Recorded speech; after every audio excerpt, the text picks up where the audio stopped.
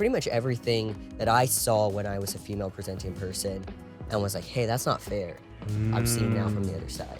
And this is why I say trans people are an essential, pivotal, and I dare say very important part of the human experience. Because a trans person, especially if they've lived as one gender and as another for a good amount of time, will have experiences on both sides to share that a cis person just will not without hearing about it, reading about it, learning about it. They will have the lived experience of it. A trans man will have an understanding of male privilege and the disadvantaged state that women and feminine people have and deal with in our society, will have a better understanding of that than like a cis man would, especially, or like even a cis woman would. It literally only helps you understand yourself, the world around you, and the experiences of others around you. Cis, trans, whatever, better. It's Pogger. Hello, it's me. It's the first time I've been recording a video, at least that we're going to be putting out, since my septoplasty. I got conversion therapy for my nose so that my nostrils could have equal space on either side to breathe instead of the all screwed up, quote unquote, so my doctor said, septum I had before, which means that I can breathe easier. However, I'm still recovering, so if I feel like I'm out of breath or sound like I am or whatever, it's because I am a little bit. My nose is stuffy today. And yeah, that's that. It's going good, though. Also, we're going to be... I don't know how to transition that. But I do know how... Some people know how to transition. You got trans men today from Anthony Padilla. I spent the day with trans men. What we'll be watching today from mother to father. But before we get into that, I wanted to talk about another thing really quick, which is the thing that's probably on all your minds. You've probably already seen a lot about it. This particular person. So you've probably already seen this before. I've got some takes. It's pretty simple. It's pretty standard. But I just wanted to hit this up really quick since we're talking about trans men. The Anthony Padilla video. Might as well talk about this. It's the thing that's kind of blown up. So this person's story is being used by a lot of transphobes generally in order to essentially just attack trans people, attack access to trans healthcare and other related services because this person is upset with their transition. They have been labeled a detransitioner, even though apparently they've said on Twitter that they're going to continue taking their hormones. So they're not detransitioning. So they're just upset with their transition. But I believe they are a trans man, and they put this video out. Just for some perspective, this is what almost 5 years of hormones does to a teenage girl. Remember, I'm 21. And this is what they look like. I don't really care to listen to the actual video. Probably seen people talk about this already. Essentially, they're upset with the fact that their voice is very deep, at least to what it was before. It's less distressing if I shave it. So when I talk about being... So that's their voice. They think it's too deep or whatever. And they think that it's, like, you know, not a good thing. And they don't know if they'll be able to change that. And they also talk about how their hair is thinning and receding back, as you can see here, because that's a thing that men have to deal with if you've got testosterone in your body at any sufficient level, which trans men usually do. You're going to potentially be subject to male pattern baldness at some point. And they're upset about this. They find it to be an unfortunate circumstance. And, you know, I sympathize, right? Like, people that have things about them they don't like. You have all of these ideas and dreams about what your life is going to be like, what you're going to look like when you actually go through with your transition, when you've been thinking about it for a while, for however long. It's usually a matter of years before people make that decision. But for some reason, this person is being picked up as a so-called detransitioner by a lot of right-wingers, transphobes, etc., as like a cautionary tale around, you know, ooh, should we allow trans people to exist? What if, like, an infinitesimally small fraction of an already very small fraction of the population doesn't like the results of their transition, even though they're going to continue with their transition, continue taking their hormones? And also, apparently, this person said they were balding even before they transitioned. So this was probably bound to happen regardless. So that's really dumb. All of that, the fact that you would weaponize this is also very dumb. So I wanted to give some takes really quick, since I don't know that I've talked about it too much on stream before, about detransitioners.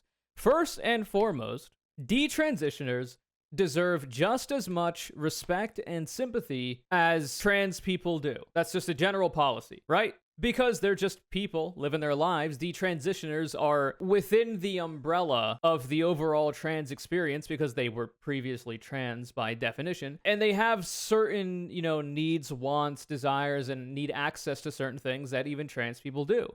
I'm not the most familiar with the detransitioning process. I don't know how that works because I've never done it. And unfortunately, I haven't looked into it too much. But I imagine there's a process of, trying to get your hormone levels back to what they were before your transition and all this kind of stuff. There might be some things that happen that are going to require additional attention. Like, for instance, if you were a trans woman and you developed breasts while on estrogen, you would have to do something about those because they can't just, stop growing past a certain point. So you need to, look into getting a mastectomy or whatever, right? But they deserve all the sympathy and respect that trans people do as well, and all humans do.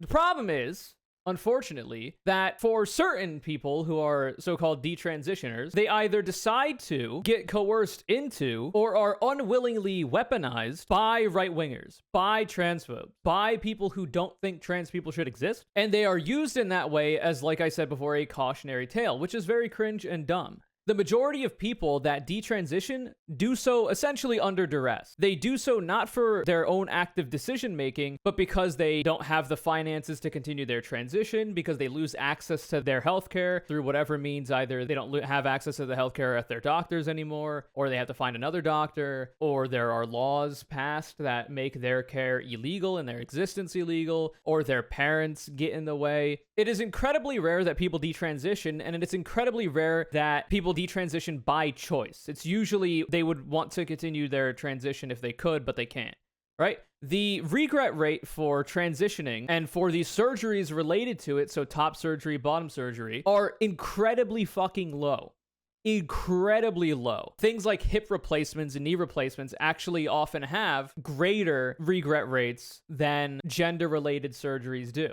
So the idea that detransitioners should be, focused on and their wants and needs should be looked at and investigated more than trans people's would is dumb. Like I said before, they should be given the care, the respect, the sympathy that they deserve as human beings, but they are weaponized by the right wing in order to attack trans people broadly. Now, if you are a detransitioner and you notice that's happening and you don't like it, then you should probably make that very, very, very clear and be a strong pro-trans advocate in spite of your own experience not actually being trans or being dissatisfied with your transition to the point where you detransition. But it seems like there are also some detransitioners, quote unquote, that know that there's a bit of a market to be had and some clout to be gained within the transphobia industrial complex, where they can actually weaponize the fact that they have detransitioned or so-called detransitioned because this person is apparently still taking their hormones. They understand that there's a market for it, or they get coerced into it because you would imagine there's a lot of right-wingers that are just chomping at the bit like vultures, trying to use these detransitioned people as a bludgeon to use against trans people. And it seems like this person actually might be one of those people. Either they're incredibly dumb or they're trying to get money and clout because they follow a whole bunch of right-wingers, as it would turn out. Like I say, they're still transitioning. They're still taking their hormones, they've said. Also, the baldness that they've suffered is apparently happening before they took hormones. So it's like, okay, well, it kind of seems like a broader genetic thing, maybe not even just to the men that are in your family, the males in your family, right? And that's also cringe and very bad. So trans people do seem to have a kind of a reflexive distrust of people who have detransitioned and are very public and loud about it because so often those people are used as a bludgeon against the rights of trans people who are still going through their transition, right? And are not detransitioned. And I do think we should be cognizant of that, like, implicit bias that people might have. And you should obviously take everything at a case-by-case basis, but to all the people who have detransitioned out there, that are not anti-trans now because of that, you're completely valid. Life, is what it is. We're all human beings trying to figure it out. But, these grifters are cringe and boring. Also, they talk about, oh my God, I don't know if, my hair will be able to come back. My voice is so deep, that's not reversible, or I don't know exactly what they said, but they talk about how their voice is so deep. So, going to live as a woman after this, to detransition would be difficult. If you've watched the channel already, but essentially testosterone thickens the vocal cords, makes your voice resonate at a lower frequency, makes it deeper. So this person could just do vocal training and get back to a more feminine voice, a higher pitched voice, and you also have to work on your cadence and all that, right? They could also look into hair transplants, hair plugs, whatever, if they have access to that. I don't know if they do. Obviously, also wigs exist. Many trans women do this. Essentially, all of the things that this person needs to do if they wanted to detransition would be just talk to a trans woman and ask her what she's doing. Because you're doing the same things, essentially. Obviously, I'm generalizing. That's what you're doing. To detransition, it's kind of like retransitioning because you're transitioning again, but back to where you were before. And you're having to do a lot of similar things to achieve that goal. To detransition is to still transition. I don't think the word detransition is necessarily a good one, but it's the one that is used, right? I think retransition might be better because you're transitioning again. You've transitioned once, and now you're transitioning back, right? Detransition just inherently seems negative. Oh, and I should say this as well. Transphobes also don't like detransitioners because you've already committed a sin in their eyes, right? Like you've already transitioned once, so you've become subhuman to them. So now, even if you're going back to identifying as the gender you were assigned at birth, you've already sinned, right? For a lot of these people, they don't care about detransitioners either. If you think right-wingers are going to be accepting of people who are retransitioning back to their gender they were assigned at birth, you've lost your fucking mind. And you want to know why? The things you have to do that are very similar to the things you have to do to transition in the first place. They're trying to ban all trans-related healthcare, i.e. also the healthcare that you would require as a person who is retransitioning back to your gender you were assigned at birth. So you get fucked over by transphobes too. You get that smoke as well. Don't be foolish. Don't be silly. I know there's money. There's money to be made. Pandering to people like Matt Walsh, Ben Shapiro, the J.K. Rowling sphere, Maya Forstater, what the fuck, Maya Forskin, I don't know what the fuck her name is. But like, snakes, man. Anyway. But on to some positive news. Let's look at some trans men who are happy with the results, by and large, we would imagine. With Anthony Padilla. Oh, also, I will say the best thing about that tweet that we were just looking at was that a bunch of trans men who are happy with their transition quote tweeted it with their selfies. And I think that's pretty pog, because a lot of them were looking very happy and handsome. I spent the day with trans men. Anthony Padilla. His I spent the day with trans women you already reacted to. There'd be a link to that. It's a good video. People seem to like it a lot. I liked it a lot. It was very chill. Let's see what's up. I'm Anthony Padilla, and I'm curious. What would you do if you realized the label you were assigned at birth falsely predetermined every element of a life you could never see yourself living? Honestly, I can't relate. Also, what's up, Fred from Scooby-Doo? What is this? What is this thing called? An ascot? I don't actually know. Is it an ascot? Bro, Padilla's ass got caught, that's for sure. I don't know if he's heterosexual, but he doesn't give the vibes. If he is like a cishet, I know he's cisgender. And if he is a sissy, he's certainly an honorary queer in my book. That's just me. I spent a day with trans men who came to that very conclusion. We'll uncover the truth about giving birth as a teen mother and then later transitioning to a father and how that impacts a child. And from someone who's presented as a woman and a man, a deeply polarizing topic of newly found male privilege. Hello. Hey, Let's go. How's it going? Emil. Jesse. I Jesse. Ty. Anthony. Ty, I will say, 15 months Pepper comfy white people high. I'll say that, but I will also say, I really like that the mullet has come back. I'm a big mullet fan. I would never rock one myself because I don't think it would work, but I'm a big fan of the mullet. Do you remember the moment when you first had some kind of realization like this doesn't feel right? Oh yeah, Anthony. I've already talked a lot in this video, and I know it's a longer video too, so I'm going to try to be a little bit more brief in my reactions. I've already answered a lot of these questions. I imagine they're going to be pretty similar ones until we get to the more trans man specific ones in the previous trans woman video. So if you want to see more about that, where I talk more about my answers to these questions, then you'll find those in that one. Oh, you know it's getting deep when they say my name. Here it is. Ever since I was a little girl, I knew something was fucked up. I was always referred to as a tomboy as a little kid. I was like, yeah, that makes sense. I'm like, you get it. Yeah, in my mind, a tomboy was a boy that was a girl. I was raised like super religious, and mom would sit us on the bathroom counter every Sunday and get us ready for church. And as soon as she started curling my hair and putting bows in and dress, I would just bawl my eyes out. And I was like 4 years old. I was feeling like, no, I'm a boy. This is wrong. Yeah. And then they're putting a dress on me. That's the thing that I'm identifying as wrong. Like as I got older and my body was maturing, then it became this deeper thing. Like physically, the shapes and the skin and everything feels wrong because now I can identify that that's what that is. And That's so nuts to me, that idea. Because, like, for those of you who don't know, I had always, like, some rumblings in the back of my mind throughout my life, even when I was a kid, that I like to be more feminine in some ways and all this kind of thing. But I never really understood the extent of that. It was pretty late in the game that I've actually figured all this out. in like my early 20s. So the idea that you'd be like 4 years old is like mind-blowing to me, to be able to understand that. I'm not. I'm just kind of curious as to what that would be like, but I guess I'll never know, except for what they say. I didn't even know the word transgender until I was an adult. I didn't even know that existed. I thought I was... And, you know, funnily enough, now everybody does.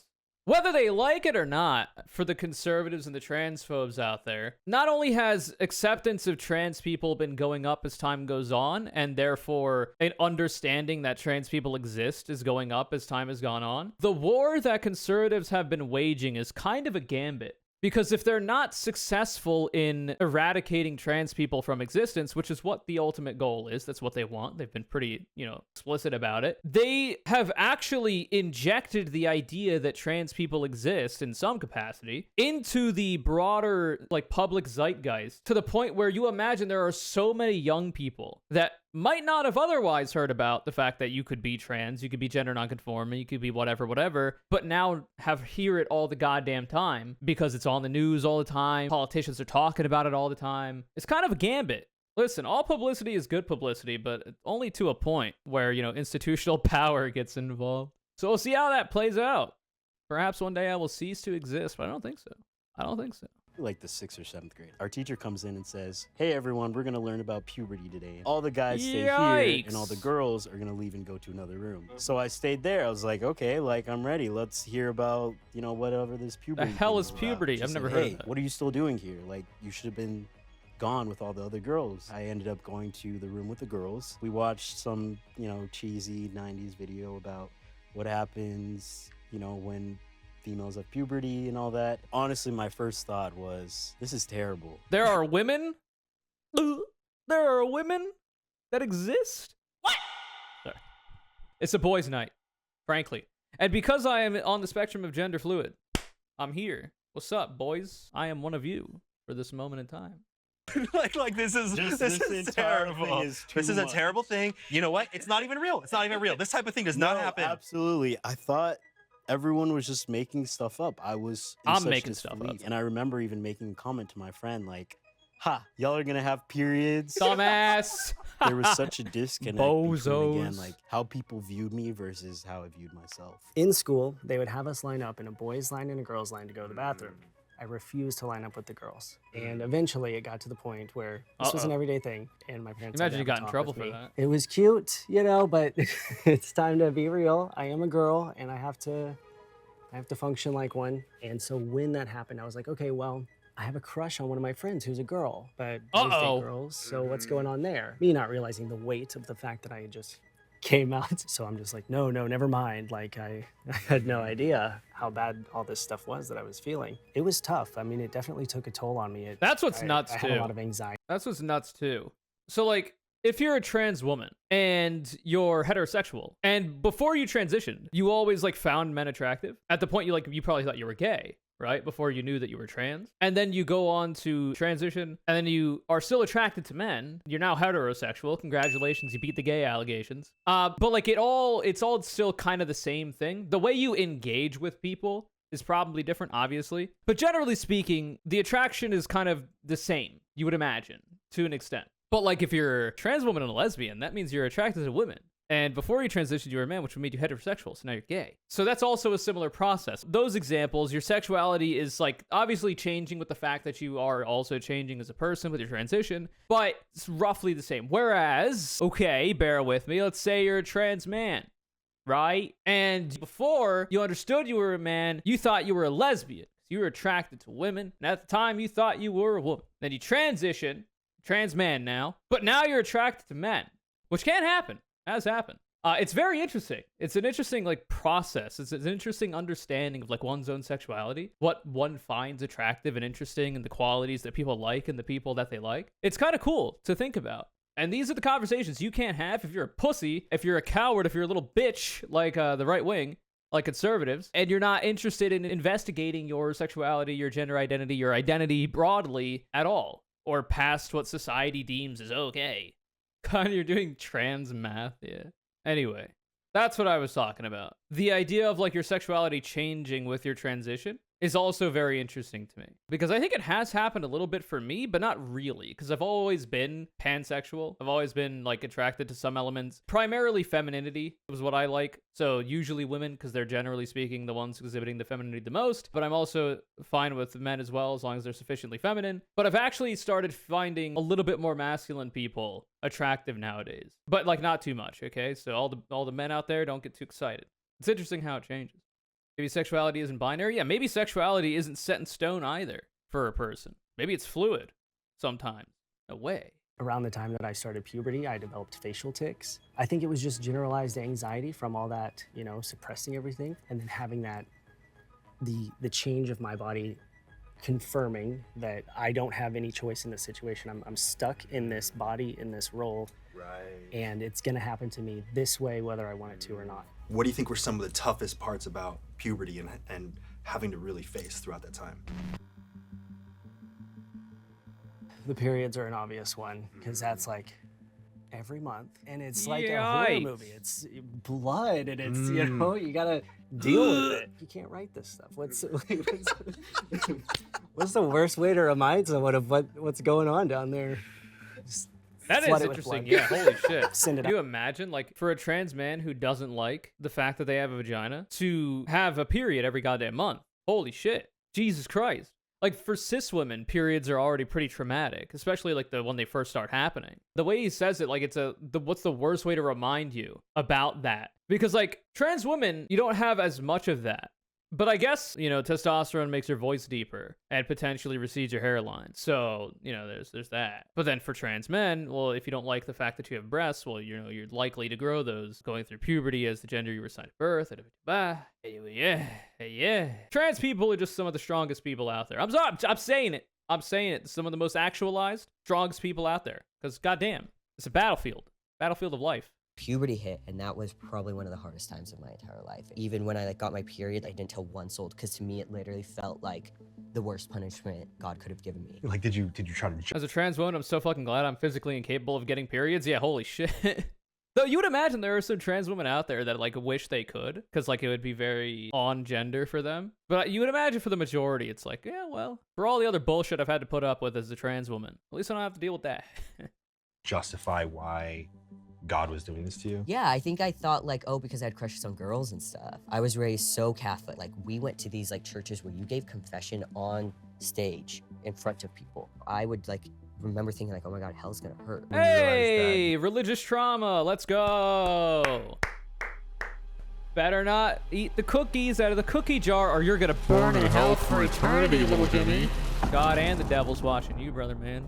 I feel like there were a lot of cards against me with actually like being able to live in my truth with that. First thing being my religion, you know, super Catholic. There was my culture where being an immigrant from sort of like an Afro-European background, like that was just not accepted. And that is the background that your parents came from. That is the culture that your parents were taught was the way that the world is. Yeah, and I mean, social conservatism literally does nothing but harm. What good has it done in the lives of the people that are affected by it, or in the world broadly? Coming up short. Obviously, living with them, that bleeds into my own views, my own thoughts. So I'm thinking, you know, this is the last thing I need to be. When did you first hear about the term trans? All those things that I've been told my whole life of like, oh, this is what a trans person is, you know, the word tranny and like how they're portrayed in movies and everything. I was like, oh my God, that is not at all what it is. And what these people are telling me is exactly what I feel. So that was the first moment that I was like, whoa. So yeah, imagine that. Positive representation of something that you resonate with when it comes to your identity. Makes people feel better, helps people understand things about themselves, helps people understand things about other people, and generally makes their life and experience better. Pretty cool. Makes you wonder why conservatives want to get rid of that. So that was the first moment that I was like, whoa. I was in high school. I came to terms with myself that I liked girls. I was looking up what Yikes. LGBT stands for because I was like, I don't really feel like an L. You know, I never called myself a lesbian because I didn't feel like a girl that liked other girls. I would always just say I like girls. And I found transgender. I had no I like idea girls, but not in a gay what it way. was. you know? So I got on YouTube, as one does, and I found trans men. Their voices dropping, they're getting hairy, they're getting beards, they're getting muscles. And I was Muscles. like, closed the laptop, pushed away, you know, terrified because it struck something within me. I want to be hairy. I want to be muscular. I want the hairiest butt. Ew. I go to That's not for me. therapy, a gender therapist specifically. glad I'm You know, I've been relatively having early. these issues. I'm not comfortable in my body. I don't feel comfortable being called a lesbian. She literally like looks at Lebanese? me and says like, you have every single I thought you were factor American. of having dysphoria. And I'm like, what are you talking about? Like, no. And she's like, yes. No way. Pretty much after that session, I started doing research, reddit.com, you know, where Yeah, let's everything is go. Very accurate information. Just second to urbandictionary.com. I was like, okay, That's the real A information source. Straight from the licensed source. professional has told me this. I've always sort of Gender havers of Reddit. known all of this, but repressed it. So now's the time to live my life. 2 years when I Isn't that just the fucking meme though, huh? Oh, I'm gonna go do some research. I live in America about trans issues. So I'm gonna go to Reddit. I'm gonna go to some bootleg WordPress site. This is the state of trans education in America, man. Goddamn. found out that transition was an option and something that existed when I was 14. Up until 16, I was aware, but suppressing it, trying my best to get around it and see what I could do to be happy as a girl, be a masculine woman. When we moved away in high school, I Masculine women are started based, by the way. completely dressing For the ones as that are a guy. happy to short be. hair, guys' clothes only, like very much presenting masculine to where everyone thought I was a guy, and I felt great. Social I was the transition. happiest that I ever was when I was there. As I came to terms with being trans, all of those things started to make sense. Once you just allow yourself to feel how you actually feel, there's just so much peace. Was it more difficult to come out to yourself or to others? Definitely others. By the time I like For finally sure, it is accepted always this, the I was case, so huh? ready. It was like I couldn't wait one more day. I felt This is like, what I talk about, by the way, chat.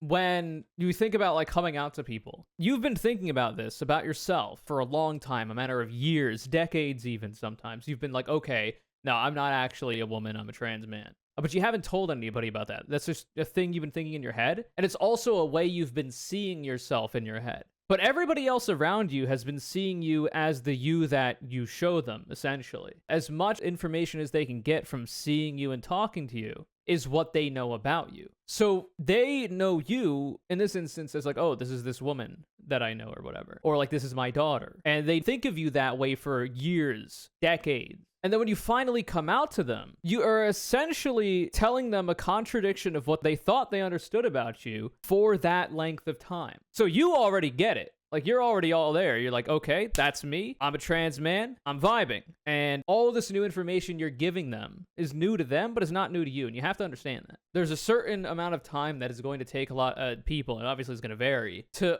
reconceptualize, reshuffle everything they've known, experienced, and understood about you to fit what you've just told them. And that's a very difficult experience for the person you are telling, and obviously for you too.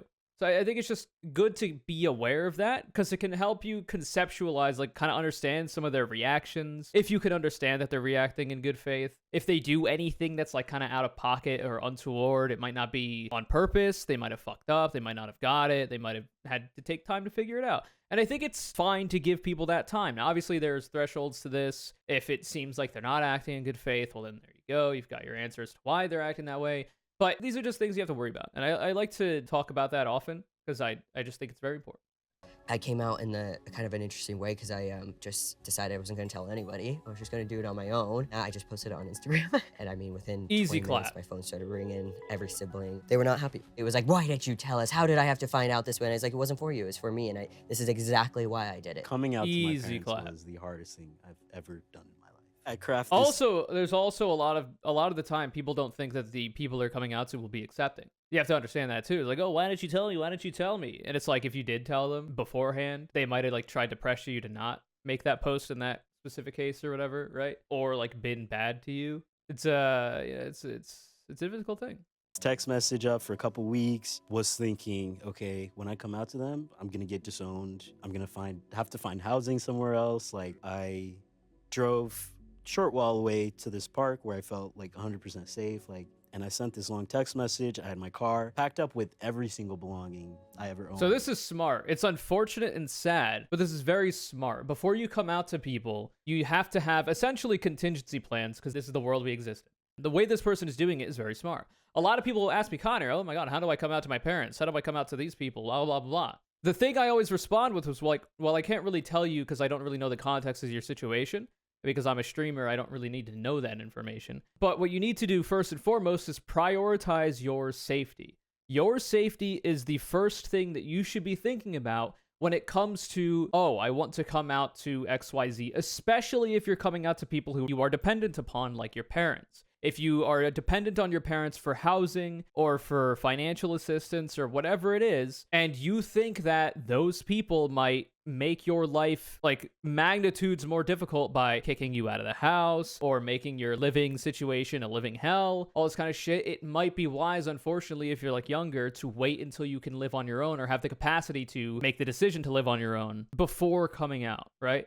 So like this person here, they went to a very safe place with all their stuff in their car. He was ready to go. He probably had plans. It's like, okay, I'm going to stay with this friend or that friend, or I'm going to check into these hotels. Maybe these are the cities I'm looking to move to. It's very, very important to have a plan, because you'd rather have the plan and not need it than need the plan and not have it, should things go badly.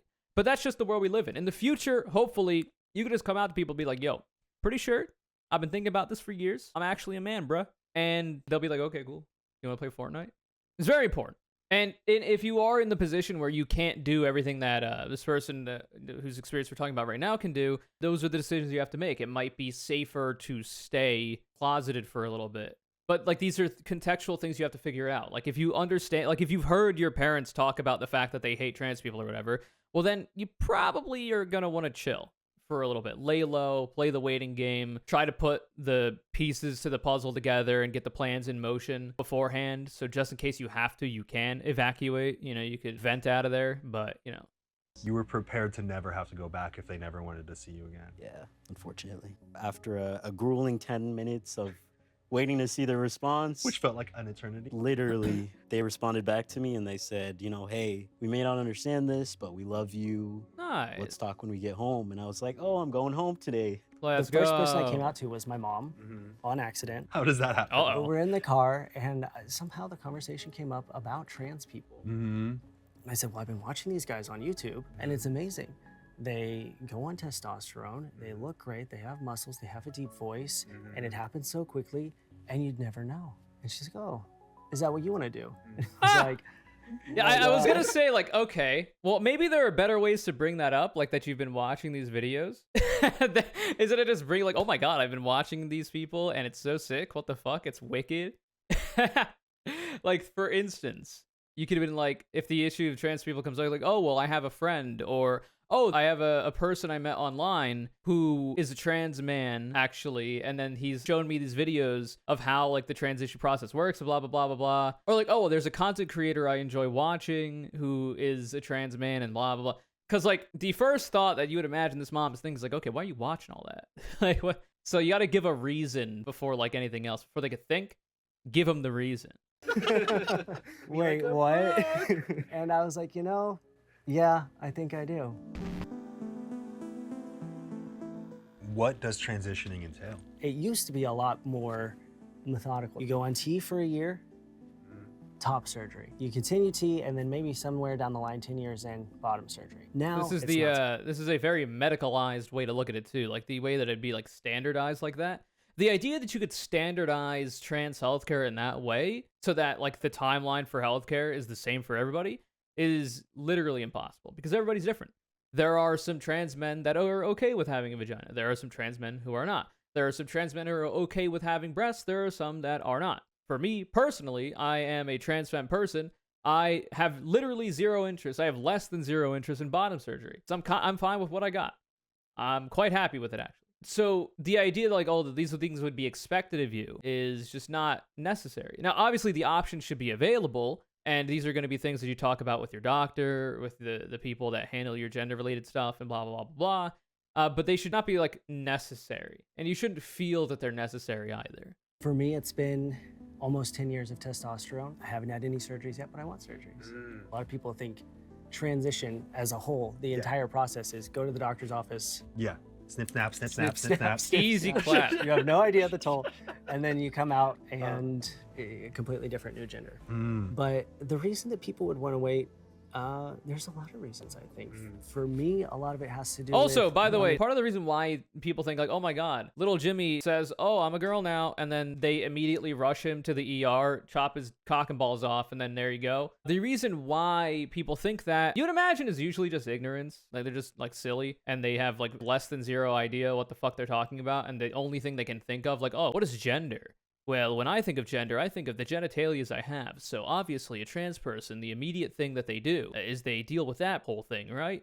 Or something like, it's like a dumb, ignorant process like that. That's like generally harmless. But for the, like we were talking about with the detransitioning thing before, and with the transphobes and right wingers, is they want people to think that that's how that works, so that they can then fearmonger over the idea of trans youth existing. The idea that, oh, little Jimmy who says, oh, I think I'm a girl, mom, and then they immediately take him to the ER and they like chop him up. That's not what happens. That has never happened. But that's what they want people to think happens, because they want to be able to fearmonger over it in order to ban trans healthcare for the youth, and then eventually for everybody, and then eventually eradicate trans people from existing, because that is the ultimate goal of transphobia, of conservatism, when it comes to trans people.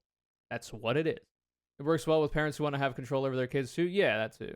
Yeah, that is true. For like parents who want to have control of their children, like to scare their kids away from continuing to investigate if they're trans or not. Little Jimmy is like, yo, I think I'm a girl. And then like his dad or whatever is like, oh, well, that's, you see what happens is they take you in and they chop you up and they say, yeah, and then you traumatize the kid, and then they live a shitty life for the rest of their life until probably later they move out and figure out, holy shit, my dad was full of shit. What was he thinking?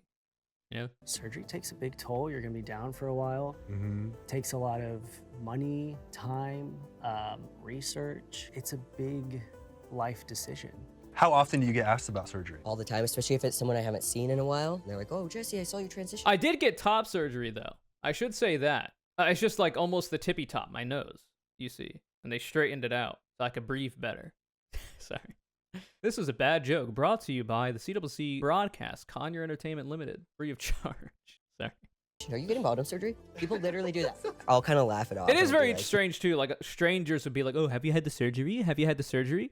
It's like, okay, well, how about I ask you about the conditions, dimensions, and overall quality of your genitalia? Karen, Shannon, Jonathan, have you gotten the, what are you looking like down there? Now, you imagine for a lot of people, that's also the ignorance I was talking about before, because like a lot of people's ideas about what their gender means to them is very tied to their sex, if they're cis especially, and they haven't really thought about the concept of gender and sex being different. Well, then their gender to them is the fact that they have a penis, or they have a vagina, or whatever.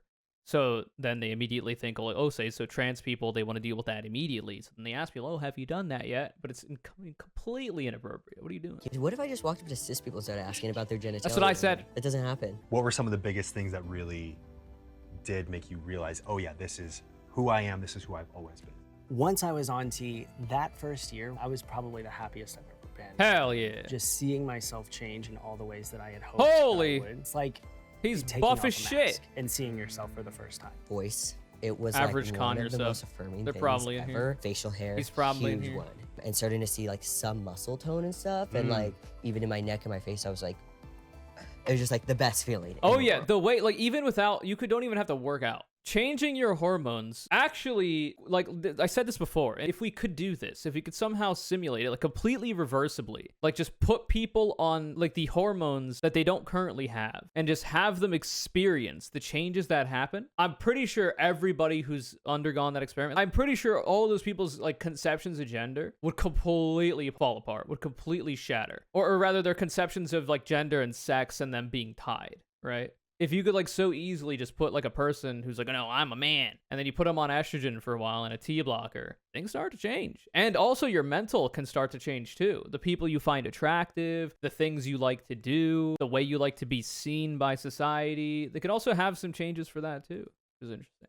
I think I was feeling what most people feel every single day for the first time.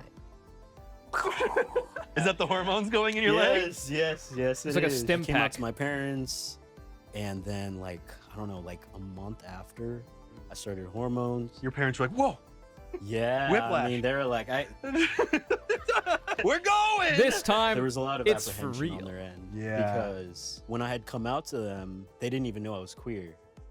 Oh. Yeah. Well, you had to so- come out as straight, though. Yeah. Well, one at a time. Unless he's bi now. What were some of the most unexpected side effects of transition? So I will say, so obviously this is all going to be contextual, like I say before. But for a lot of the parents who are operating in good faith and just want what's best for their kids, especially if they're uneducated, will have all these preconceptions of what it's like to be trans and what like trans people go through, the societal impacts of being trans and all this kind of stuff, and not want their child to have to suffer ever.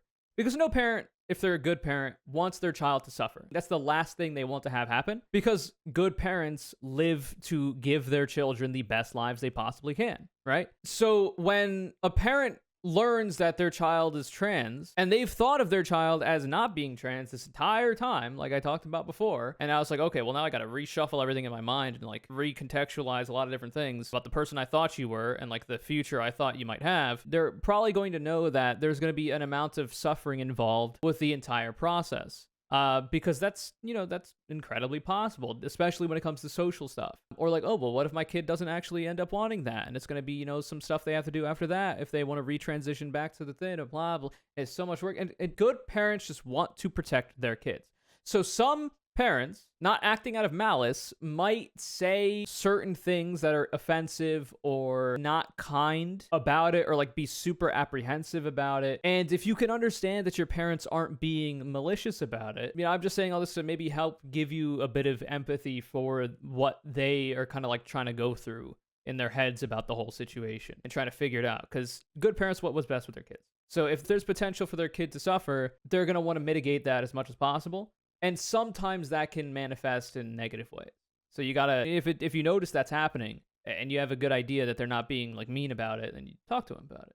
Be like, yeah, okay, I get it. But you'd be bad, but I want to do this. They don't think about the suffering their kid has been going through their entire lives. Well, that's part of it too, right? So like for a lot of trans people, not all, but for a lot of trans people, a big part about why they want to transition is to mitigate some of the suffering they're already experiencing, right? So you could tell them that. Like, oh, I understand that you love me very much and you want what's best for me and you don't want me to suffer, but like I'm currently suffering. Me telling you this was an effort to ease that suffering, and doing anything that I might want to do with my life further on is in an attempt to do that as well, right? But yeah, usually if a parent doesn't know that their kid is trans and they've got to like reconceptualize all this stuff, it makes sense that they wouldn't expect that you were suffering this whole time if you didn't tell them, if it wasn't easy for them to know, or if they're uneducated on the topic and all this kind of stuff. So you gotta communicate. It's difficult, but it is possible. What were some of the most unexpected side effects of transition? The butt hair. The butt hair. Well, I have still not embraced my butt hair. It's too itchy if I try to shave it, so what's the point of denying it? It's just like, you gotta accept yourself. You're right. I think I'm just gonna have to Fair. accept it. The horniness is so different.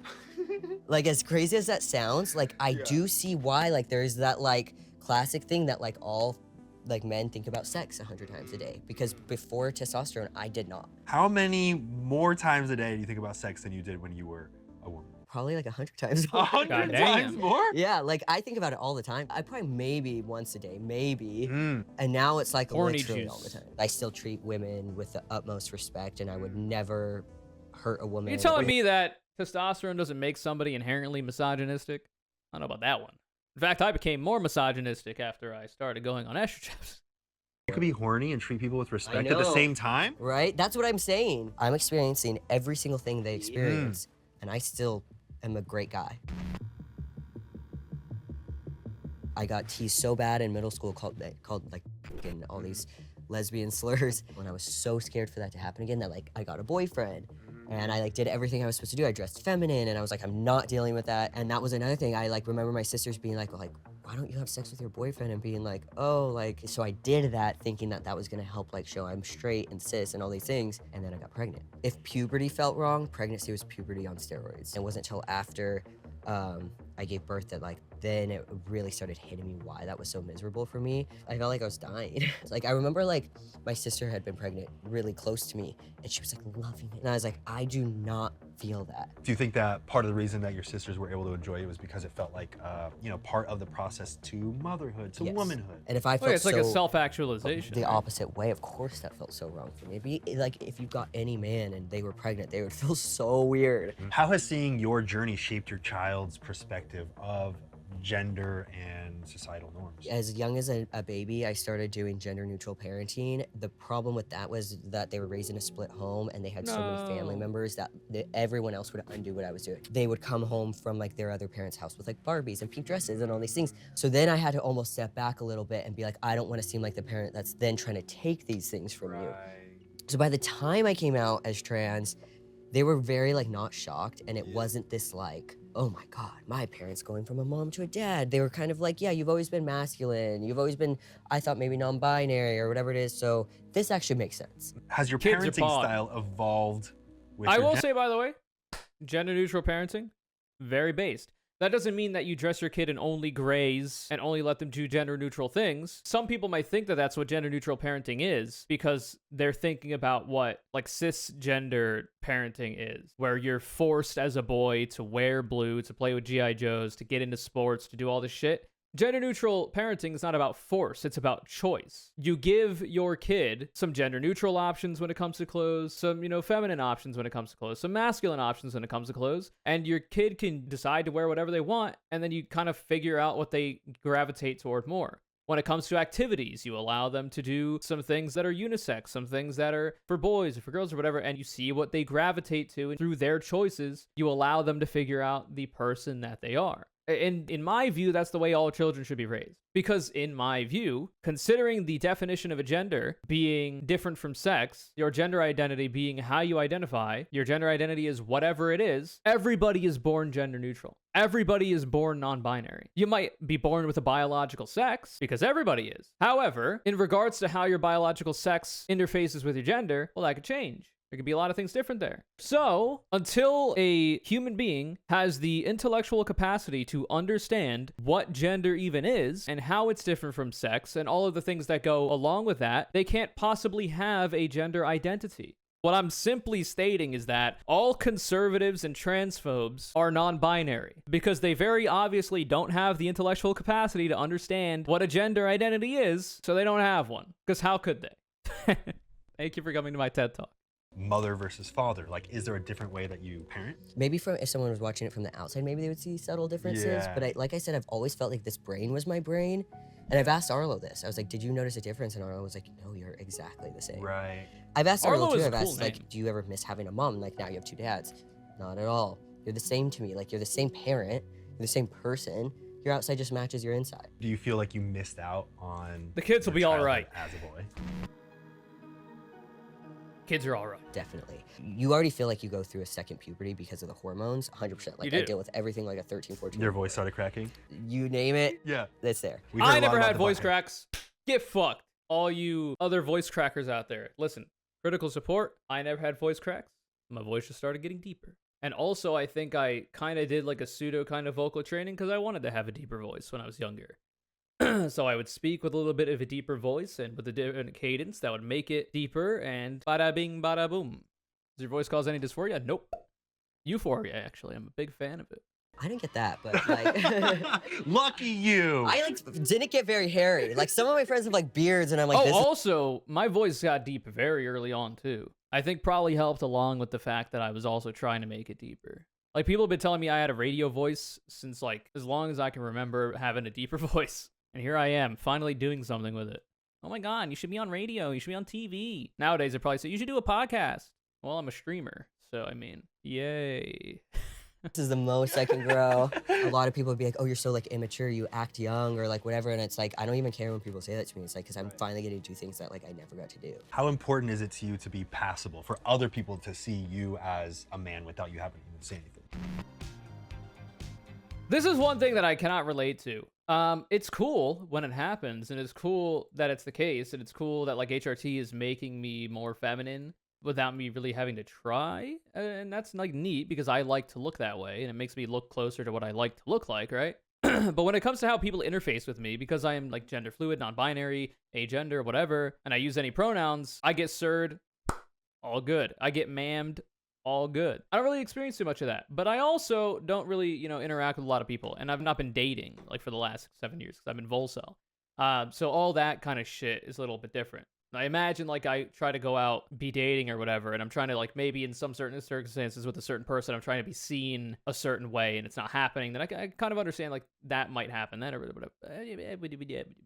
Is it just as much a mental transition as it could be a physical one? Everything on the inside feels exactly the same. So this meat bag was wrong. Yeah, the skin suit. Yeah, I always call it a skin suit because for me, I remember growing up and feeling like literally like I was in a bad costume. Yeah. Like a tight, wrong, ill-fitting, hot, uncomfortable, miserable Oh, costume. meanwhile, by the way, remember when we, in the beginning, we were talking about that one detransition grifter? We've got 17 minutes 35 of stories of happy trans men who haven't all just lost all of their hair. It's almost like male pattern baldness is a genetic thing, and usually you have to look at your mother's dad and the men on your mother's side of the family. Apparently, that's how that works. That I don't know if that's like true. That's what I've heard. To see how you might fare. But apparently, even for that person, their hair was already going before taking hormones. So, you know, cautionary tale my ass. That's all I'm saying. What's been the most difficult part about transitioning to a man? You could. Uh-oh. I'm gonna be honest, it's a lot easier than being a woman, so Easy I don't clap. have a lot of complaints. Male privilege is real. It's real. That's why when I interface with the broader public and I'm doing errands and shit, and I like doing official stuff, yeah, I just dress in dude mode. Makes it easier. Why make it hard on myself? You know? Perks of being gender fluid, being non-binary, being agender. It's too easy. It's real and I've got it. It's real. Male privilege is f***ing real. Confirmed. Male privilege is real. So I guess unless I grow massive bazookas, which is unlikely to happen, I'm going to be at the point with any kind of like breast development where like even if I had to, I could wear a binder and like slide back in. And I might like have a more femme face or whatever, but like I got the voice. I've been living my life in a masculine way when it comes to the way I present myself and carry myself and whatnot. Very easy. Yeah, I got male privilege. Yeah, I weaponize that shit. Fuck do you think I am? A dumbass? Men and women treat me better now. People respect. Biggest reason I want to go on HRT is I don't want to lose the option to go shirtless. That was one of the big reasons why I was interested in like a non-binary HRT. I'm at the point now where I've had like a good amount of breast development and I like it as it would turn out. And I'm actually interested in seeing, you know, where it goes from there. So hell yeah, we figured it out. But it's a completely valid and understandable thing. And now I'm at the point where I don't think I would be able to be shirtless. I think it maybe in like Seattle, like I'd be able to get away with it. But would I be comfortable doing it? I don't think so. I'm generally speaking, I don't like to be naked or nude. I like to be clothed. Though back, you know, before transition, when I would go to the beach, just wear fucking swim trunks. And I would still wear swim trunks. So maybe that would cause some disconnect. Like I have no want to wear like a bikini. So it's interesting. But I mean, I might like have to wear a bikini top and like swim trunks. I'll just like look like a tomboy on the fucking beach. Respect my like thoughts more. That's sad. It's kind of fucked up. It is very fucked up. Nobody like Oh, yeah. sexualizes me anymore. Or even when I was a lesbian, it was so many straight men being like, "Oh, lesbians are hot." I also Ooh, I don't bet I feel could as like turn scared you. walking alone. Even how like let's say I'm in a group at a party, I think other men will like direct questions and things towards me instead of like the girls next to me. Pretty much everything that I saw when I was a female presenting person and was like, "Hey, that's not fair." I'm seeing now from the other side. And this is why I say trans people are an essential, pivotal, and I dare say very important part of the human experience. Because a trans person, especially if they've lived as one gender and as another for a good amount of time, will have experiences on both sides to share that a cis person just will not without hearing about it, reading about it, learning about it. They will have the lived experience of it. I talk about this in an older video. What's that video called? Yeah, this one. Why Real Men Support Trans Liberation from 5 months ago. It's a story about a trans man and his experience living as a woman previously to living as a man now. It's really interesting. And I talk about it a lot in that video if you want to go watch. This video is long enough already, but it's really cool. It's really neat. And this is what conservatives want to get rid of. And I think a reason for that is because a trans man will have an understanding of male privilege and the disadvantaged state that women and feminine people have and deal with in our society, will have a better understanding of that than like a cis man would, especially, or like even a cis woman would, right? The disadvantaged state that women are in, a trans woman will understand that and be able to contrast it to for however long they lived as a man and understood like the difference there too. It literally only helps you understand yourself, the world around you, and the experiences of others around you. Cis, trans, whatever, better. It's poggers. Trans people, very cool. Now listen, all you sissies, all you cis people out there, you're cool too. I'm just saying, it's a bit different. Do you ever get any kind of backlash for your identity? Yes. I mean, so I documented my transition on YouTube. I've had a lot of people seek me out to use as an example against me and against trans people. I was the subject of a book. So she had a whole chapter on influencers, and I was one of them that was mentioned as a trans written on me. YouTuber. The main idea was that Even if it's trans a bad guys are the victims of misogyny in society. Yikes. So we can't be women, so we have to transition to men in order There's to probably be a happy. turf or And something. that it comes in packs, like it comes in waves. If we have a trans friend, there's like some kind of social contagion element. Been to debunked. It. Like Lamau. it is a religion to be converted to. Yeah, exactly. Do you ever get asked, you know, what if this is all just a phase? All the time, online and in real life. In the beginning, a lot. A lot of people think they're just thought about it, like because of what's going on in the world. Right. Like maybe I watched Euphoria or like, you know, whatever it is. And like, oh, I was like, oh, maybe I'm trans. Like, no. What about being in a It's more relationship so, with- oh, these are the thoughts and feelings that I've had for so long. I'm seeing represented in the show Euphoria. Now I understand the things that I've already felt and thought about myself for a long time. And now I have words and an experience and an example to point to that also reciprocates that, which is what they, you know, which transphobes don't want. They don't want that. So, like, this whole idea of, like, a so-called social contagion, like, oh my god, my kid will have a friend, and then that friend was trans, so then now my kid is trans. The only way that might work, right, like, which is not, you know, social contagion literally has been debunked. But, like, it's like, oh, I have a friend who's trans, and they tell me their experience, and then the things that they tell me, I reciprocate, and, like, I feel like those are the things that I've been feeling. Those are the ways that I've been thinking of myself. Now I have words to put to it. Now I have a person I can empathize with and relate to. Now I know what this all means, and then they go on to understand themselves to be trans, and yada, yada, yada. But that's not, like, a contagion. That's just somebody learning more about something that they didn't know previously, understood it to represent themselves. They identified with it for things that they've usually already been thinking about for a long time. They could put words to it, and then they're, you know, moving forward with that newfound knowledge. That's called living life, brother man. That's what that's called. That's called having experiences, learning information, and being a human being. Someone who is so openly feminine and a woman, is there any kind of backlash that you get for that? There was a lot of really transphobic comments, 100%. And what do you boil that down to? I think those people are deep down so miserable. Because I'm like, literally, what is your all life transphobes like are that you're miserable. sitting at home trying to hurt people on the internet? I mean, it comes from a place of wanting others to feel as bad about themselves as they do themselves. So there's really no reason that you would spend that time and energy caring about something that you have no Who has connection it? to. Yeah, Who has the I energy? always say the same thing. There is absolutely no way that person is happy. So I feel bad for you because I am happy. How do you feel about teens transition? Uh-oh. Well, I transitioned as a teen, so I'm a little biased. I think that Uh-oh. answers that question. I think that there is a ton of conversation being held about the way that they phrase it is kids having surgeries and going on hormones. Oh my God, little which just Jimmy. doesn't happen. You know, if you We gotta have a get you to the ER. trans kid who's like, We gotta lob it 11 or off. 12, the process is difficult. I mean, for me, when I started therapy, he had to make sure that I had been out as a trans guy and had been living as a guy for almost a year. Yeah, before that's I so. started. I feel like he's saying he had to make sure, like, you couldn't go forward into any kind of medical transition, taking hormones, whatever, before you had lived socially transitioned as a man, as a boy, for a year. For some people, it's 2 years. For some people, it's 3 years before they can get access to that trans healthcare. So the idea that you talk to a doctor once and then immediately you're getting rushed off to the ER, it's just not happening. It's a myth. It is a lie. Jon Stewart recently had a really good show on gender identity where he completely, like, just thoroughly routed and put to bed the Attorney General of Arkansas, I think it was, and the transphobic shit she was saying. It was really good.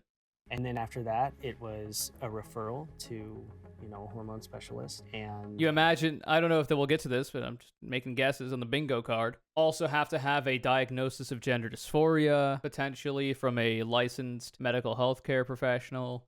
even that's a process. Teenagers, no matter what we're talking about, have a lot of growth and phases to do. So I like, think what does one say if you don't have dysphoria, but you're still a trans person and you still want to transition? Not all trans people transition to alleviate dysphoria. Most do. You'd imagine the majority do, but that's not the end goal for most people. The end goal of transition for most people is not the alleviation of dysphoria. The alleviation of dysphoria is usually a stepping stone one crosses in order to get to the ultimate goal of being a trans person, which is gender euphoria, which is being in body and mind and being seen by society as the gender identity that you identify with that represents you. That's the goal. Alleviating the gender dysphoria, that's a step along the process for most trans people. Not all, but most, you'd imagine, right? The idea that like trans people are defined by their suffering is kind of odd. anything that's super, super permanent could possibly be not the best for like a very young teenager. Obviously, Yeah, you tread got to figure it carefully, out. You got to take it at the with same time, we're literally So like, losing- I'll say this, like, oh my God, there's like so much time you have to wait and all this kind of shit. And it might sound like I'm like downplaying or poo-pooing it or saying, oh, well, it shouldn't be the case. People should be able to immediately get on it. No, I've always said, and this is my take for a long time whenever I talk about this on stream and in my YouTube videos, that I do think that there should be a good degree of care taken by the medical professionals, by the mental health professionals, the parents, and the patient themselves, the trans person themselves, taking their time figuring this out and seeing if this is the correct course of action. Making changes on the path as time goes on, because people's goals and ideas change over time. That's just part of being a human being.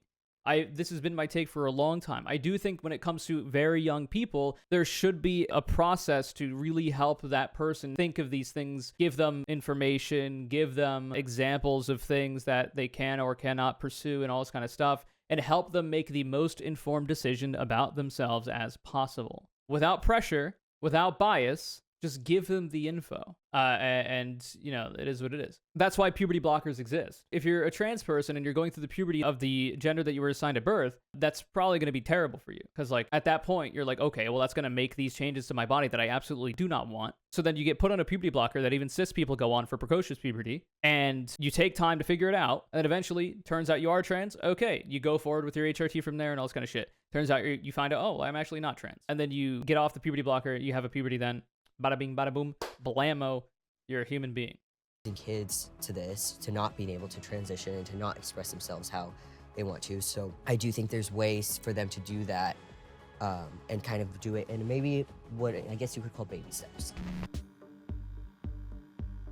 If you could give a message to your younger self, any advice or anything to you before you fully grasp the fact that you are trans, is there anything that you'd want to say to yourself? It's not weird that you were a girl wanting a mustache. And listen, some girls have mustaches and they like it. Hell yeah. For other reasons, but not for that. You have parents that are supportive, and life is gonna be okay, and it's not as scary as you think. I spent a day with trans men, and one thing that really sits with me is how being taught to suppress something that we so strongly link with our identity can also cause us to suppress the amount of joy that we're capable of experiencing. In order to enjoy life to its fullest, we may need to take a step back and determine which of the beliefs that we have are our own and which were forced upon us. Love slam poetry. Another banger video. Imagine my shock. And I have to say, you know, some people think that the A in LGBTQIA+ stands for ally. That's not actually true. I think what it stands for is Anthony. For Anthony Padilla. Because this man, the trans woman video, now the trans man video, is popping. It's really good. These are good ass videos. And listen, if he's not queer already, I don't actually know. If he's cis het, if he's just het, if he's just cis, he's an honorary queer. I'm saying it right now as the Pope of the trans people. He's an honorary trans person. I'm saying it. This video is kind of called as Grace Everglade, aka Twink Butt Girl. Thanks for the support. incredible name. Hope you continue to enjoy the videos. If you'd like to be the next Connor CALLOUT, all you can do is follow me on Twitter at ConnorCC. Remember to goddamn subscribe, put all notifications on, hit the bell. Leave a like if you'd like. Follow me on Twitch, twitch.tv/ConnorCC. I mean, everybody's here, everybody's hanging out, everybody's having a good time. We're vibing. You get to get into my deepest and darkest secrets. It's a cool time. And also, leave a comment down below about how detransitioners are valid as long as they don't try to weaponize their identity to shit on all trans people. They deserve respect and kindness just like everybody else. Have a good day.